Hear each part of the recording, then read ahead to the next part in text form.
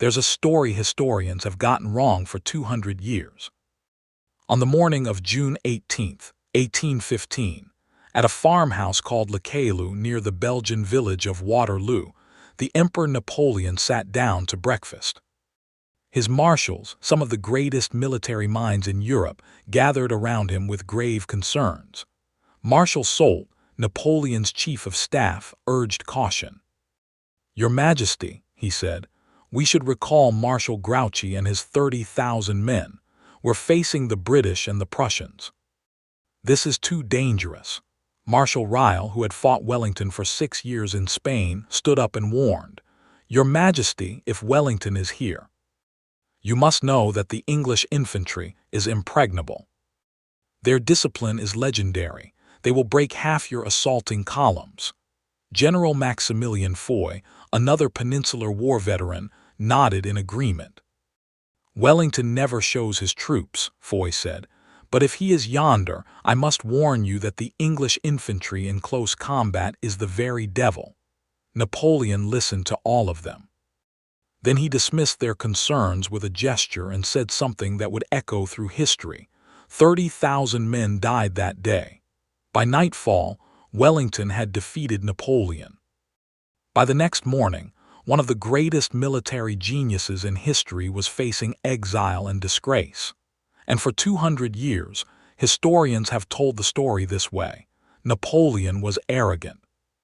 He was overconfident. He fundamentally underestimated Wellington's abilities, but that version of history is almost completely wrong.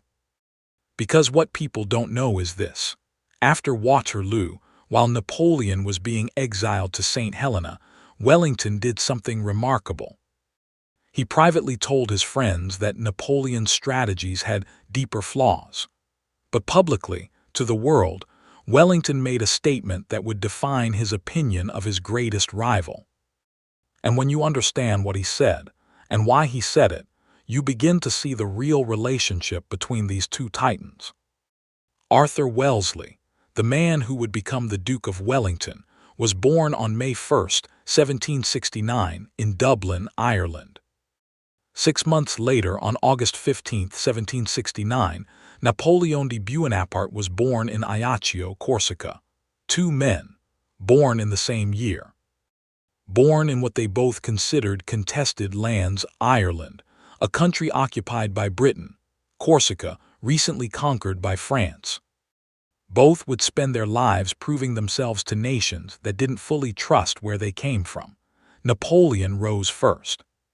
By 1793, at the age of 24, he was already a general, fighting at the siege of Toulon. He had impressed the right people at the right time. He had found his moment. Wellington, meanwhile, was taking a more traditional path. He was a soldier, yes, but a careful one. He served in Ireland, in India, in various minor positions. By 1805, as Napoleon was reaching the absolute height of his power, crowned Emperor of the French, master of most of Europe, Wellington was barely known outside military circles. In fact, Wellington was in England in 1805, when he had a famous encounter that reveals something important about how people perceived these two great men.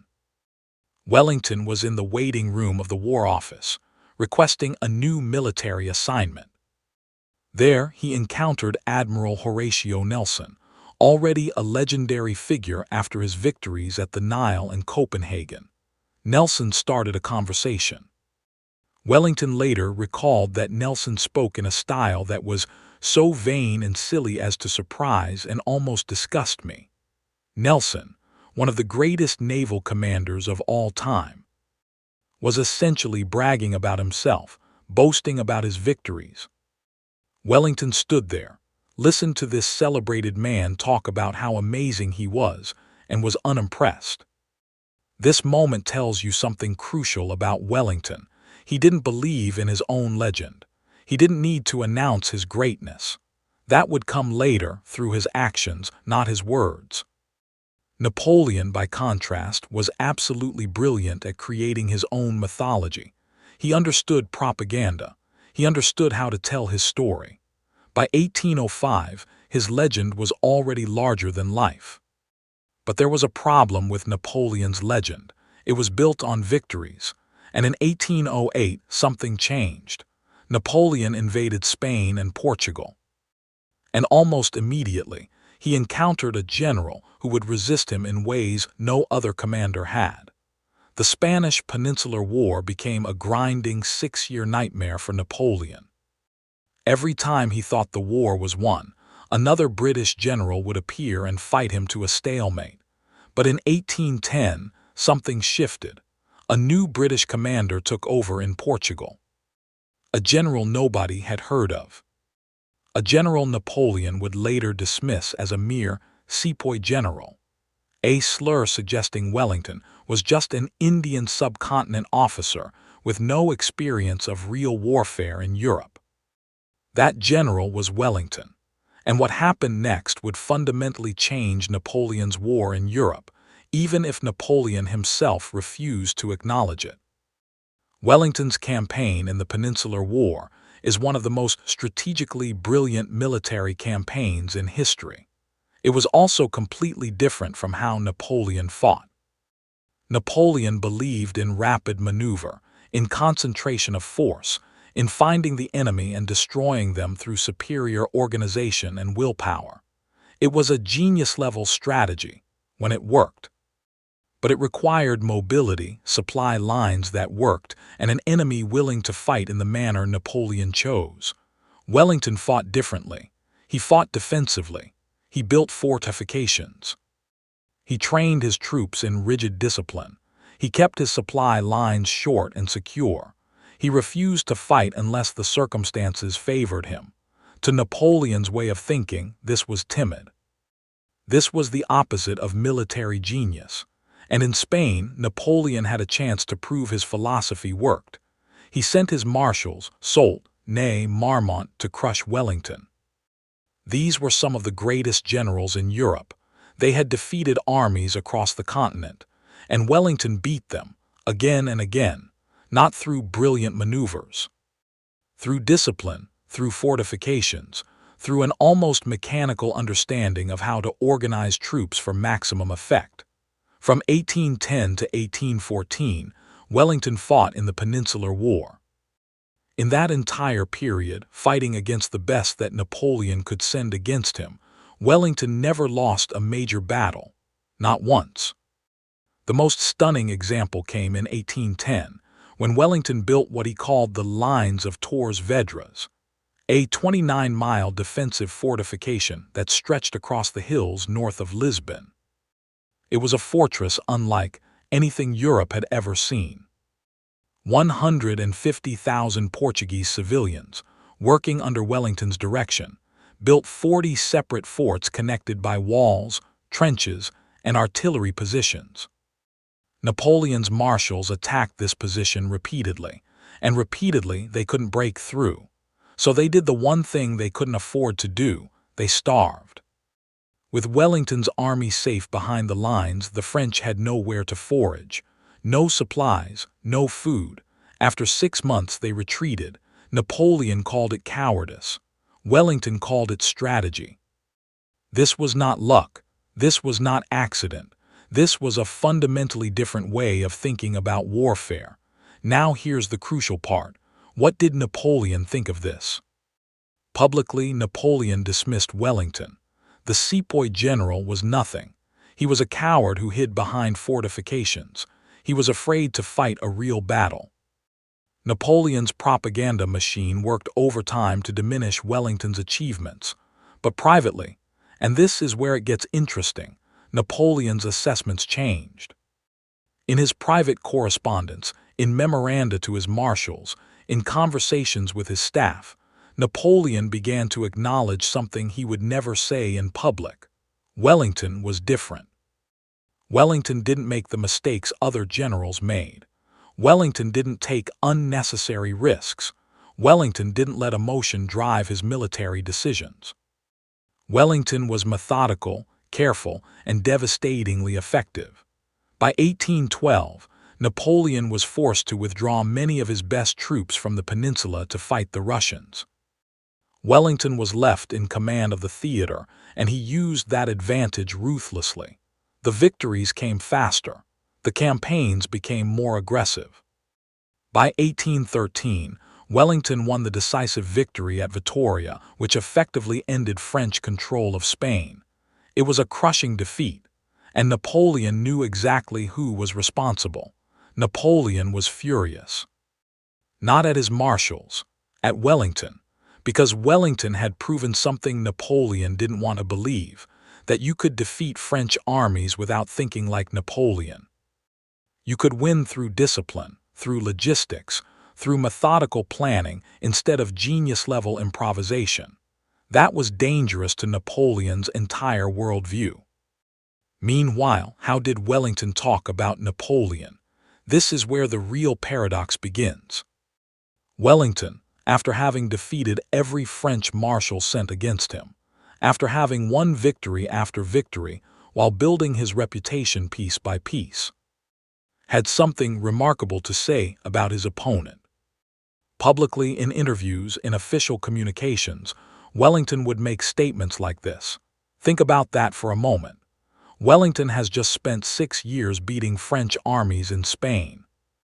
He's at the height of his power, he's famous now, he's celebrated, and when asked about Napoleon, he publicly lauds him, he gives him credit, he admits Napoleon's genius.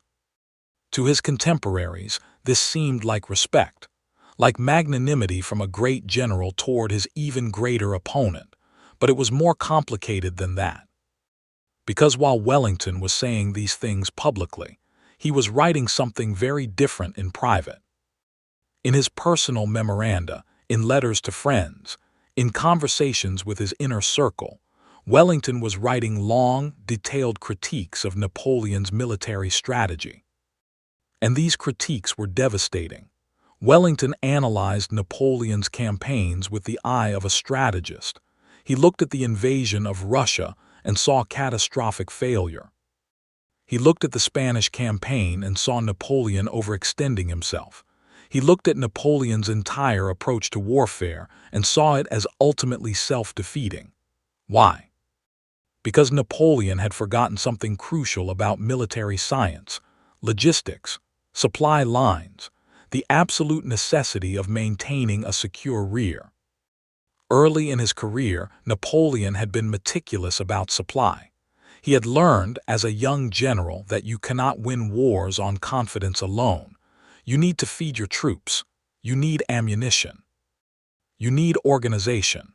But as victory piled upon victory, and as Napoleon's confidence grew, he began to believe his own mythology. He believed genius could overcome logistics. He believed the force of his personality could defeat the mundane requirements of feeding 500,000 men. Wellington saw this, and he wrote about it extensively. In one memorandum, Wellington essentially argued that Napoleon was brilliant at maneuver and at inspiring troops, but had become careless about the actual requirements of supporting a large army in the field. But here's the paradox that defines Wellington. Even as he was privately dismissing aspects of Napoleon's strategy, he was publicly maintaining that Napoleon was a genius worth the military effort of all of Europe to defeat. Why? Because Wellington understood something about leadership that few men grasped. Sometimes, the truth is less important than the morale it creates. If Wellington had gone public with his critiques of Napoleon, if he had said, Napoleon is actually careless about logistics and has forgotten basic principles of warfare, that might have boosted morale in the short term. But it would also have made people think the problem was easily solved. It would have created complacency. Instead, by publicly acknowledging Napoleon's genius while privately understanding his weaknesses, Wellington was essentially saying, "This is a serious threat that requires your full commitment and effort." It was the opposite of propaganda. It was truth weaponized for the purpose of maintaining vigilance. And then, finally, in June 1815, after 15 years of fighting in every theater of Europe, the two generals met directly. Napoleon had escaped from Elba. He had returned to France and retaken his throne. Europe was in a panic. The armies had to stop him before he could rebuild his power. Wellington was appointed commander of the British forces in the Netherlands. He was to coordinate with Prussian Field Marshal Gebhard von Blücher to defeat Napoleon once and for all.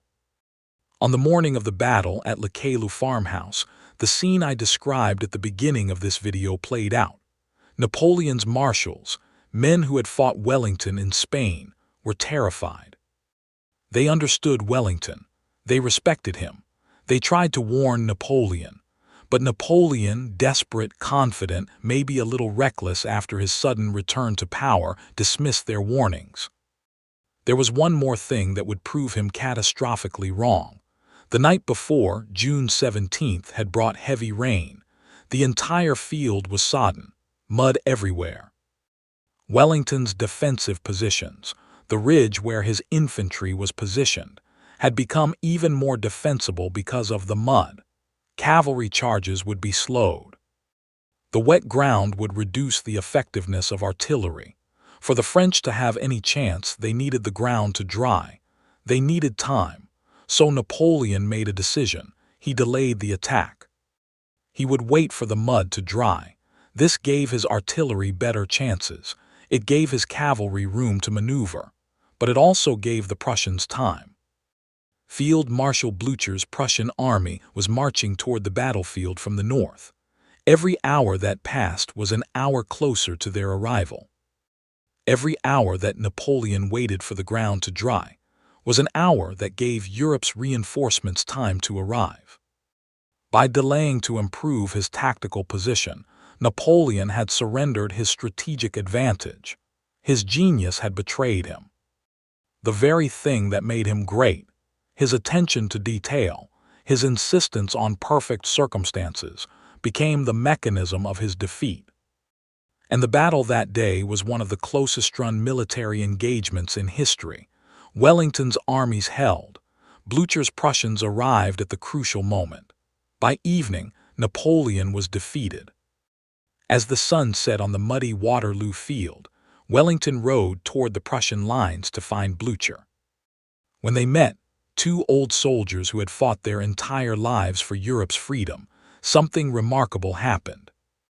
Blücher, the Prussian general, embraced Wellington and cried out in German, "Mein bester Freund," my best friend. It was a moment of pure unity.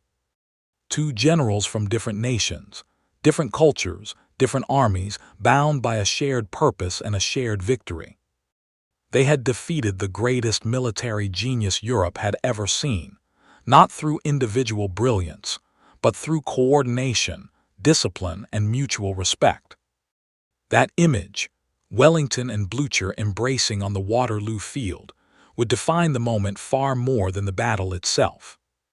It showed that Napoleon's era of singular genius, of one man dominating Europe through sheer force of will, was over.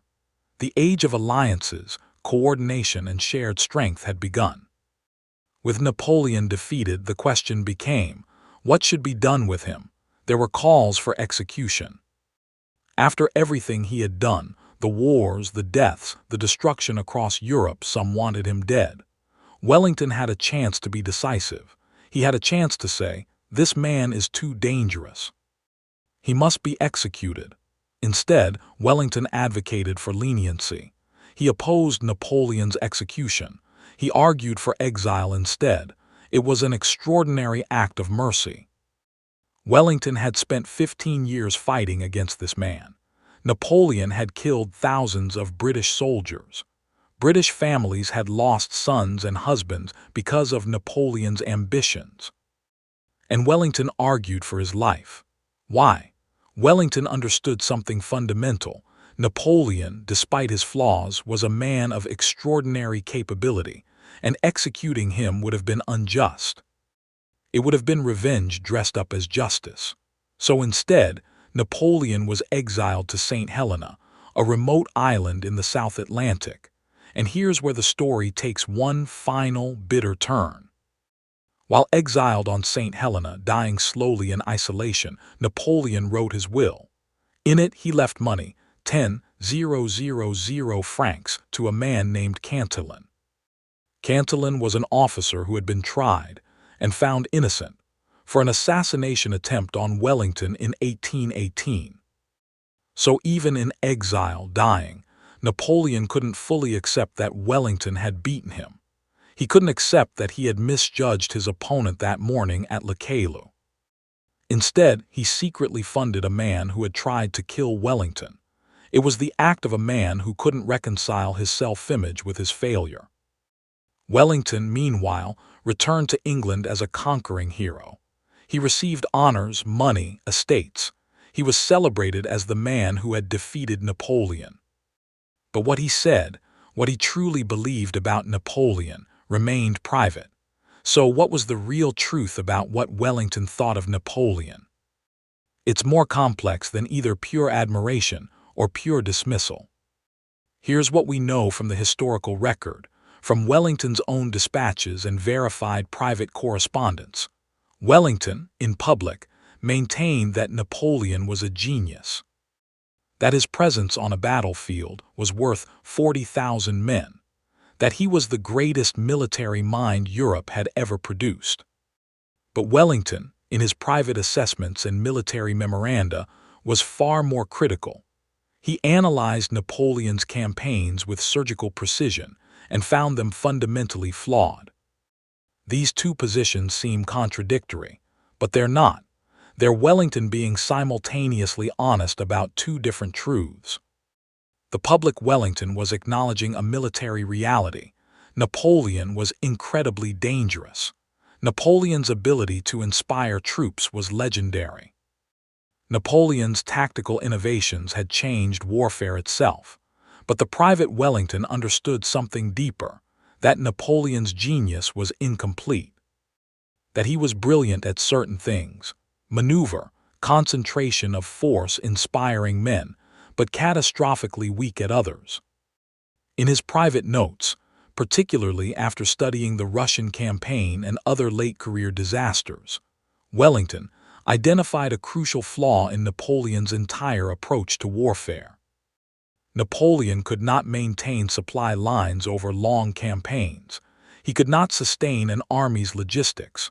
Early in his career, he had understood this. But as victory piled upon victory, he had begun to believe that genius and force of will could overcome the mundane requirements of feeding 500,000 men. Wellington documented this extensively. The Russian campaign was a case study in catastrophic logistics failure. The Spanish campaign revealed the same problem. Even at Waterloo, Napoleon's supply situation was precarious. Wellington understood something fundamental. You cannot win wars on confidence alone. You cannot inspire your way past the basic mathematics of supply, ammunition, and food. This was the core weakness Wellington identified in Napoleon's strategic thinking. In his military assessments, Wellington argued that Napoleon, despite his tactical brilliance, had forgotten the foundation of warfare. He had become so enamored with maneuver and genius-level improvisation that he had abandoned the careful, methodical planning that wins wars of attrition.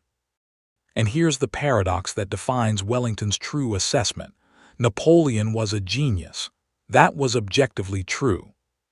But genius without discipline, without understanding the complete scope of what warfare requires, without patience and logistics, that genius ultimately fails. Wellington understood this.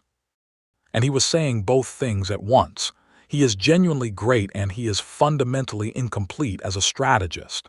In the end, Wellington beat Napoleon not through superior genius, though he was a great general, but through superior understanding. Wellington understood the complete scope of what warfare required. Wellington understood that you can't achieve great things through recklessness, no matter how talented you are. Wellington understood logistics. He understood supply. He understood the importance of discipline and training over improvisation and confidence, and that made him, ultimately, the superior general. But Wellington would never say that publicly. Instead, he would maintain his respect for Napoleon's abilities. He would continue to say that Napoleon's presence on a battlefield was worth 40,000 men. Because Wellington understood something else. Sometimes the most profound truths need to be protected by layers of respect and acknowledgement of the other person's genuine achievements. Napoleon died in 1821, on St. Helena, an embittered man, still convinced he had been victimized by circumstance and betrayal. Wellington lived until 1852, honored, celebrated, respected not just as a military commander, but as a statesman and elder figure in British society. They had fought each other across 15 years and multiple continents, never directly met except on the battlefield, yet each defined the other's existence and legacy. Wellington had won. But he had won through patience, discipline, and understanding, rather than through inspiration and genius. And when people ask what Wellington truly thought of Napoleon, the answer reveals the depth of Wellington's strategic understanding. Publicly, Napoleon was a genius worth 40,000 men, a man to be respected, feared, and opposed with complete seriousness. Privately, Wellington understood that Napoleon's genius was magnificent but fundamentally incomplete, brilliant at tactics, catastrophically weak at logistics and strategic sustainability. The story of Napoleon and Wellington isn't a story of two titans clashing in simple rivalry. It's a story of two men who understood military science in fundamentally different ways, and of how one of them, the man who got less public credit, the man who seemed less brilliant, the man who was called a sepoy general by his opponent, ultimately proved that his way of thinking was superior. Wellington respected Napoleon's abilities. He acknowledged them publicly and generously. But he understood something crucial. That genius without discipline, that talent without understanding of logistics and planning, that brilliance without patience, these things ultimately fail. And Wellington proved it, not through greater genius, but through greater wisdom. The Duke of Wellington, the man who said Napoleon's presence was worth 40,000 men, was proven right in a way he probably never anticipated. He proved that it takes a better man than that to defeat such a man. And Wellington was that better man.